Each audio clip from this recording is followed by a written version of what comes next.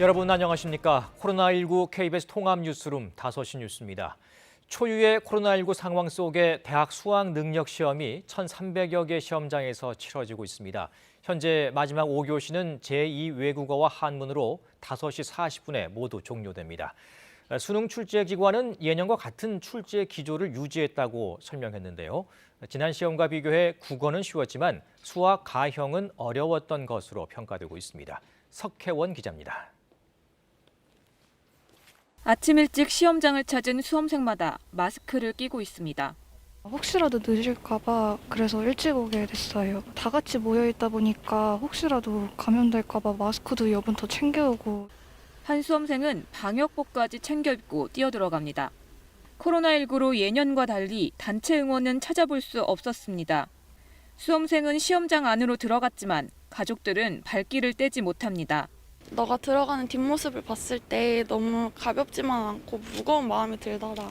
언니가 여기서 응원하고 있을 테니까 끝까지 힘내고. 수능 출제기관은 올해 수능 시험은 예년과 같은 출제 기조를 유지했다고 밝혔습니다.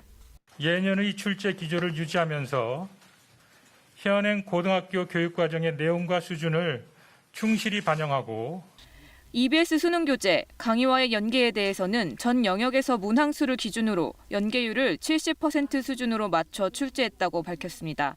1교시 국어 영역은 지난해 치러진 2020학년도 수능이나 올해 2차례 실시된 모의평가보다 쉽게 출제된 것으로 평가됐습니다. 2교시 수학은 지난해 수능이나 9월 모의평가와 비교하면 가형은 어려웠고 나형은 쉽거나 비슷한 것으로 평가됐습니다. 고난도 문항의 경우에도 예년에 비해 문항의 개수가 늘고 문항이 좀 더 까다로운 경향이 있어 조금 힘들게 느껴질 것으로 생각됩니다.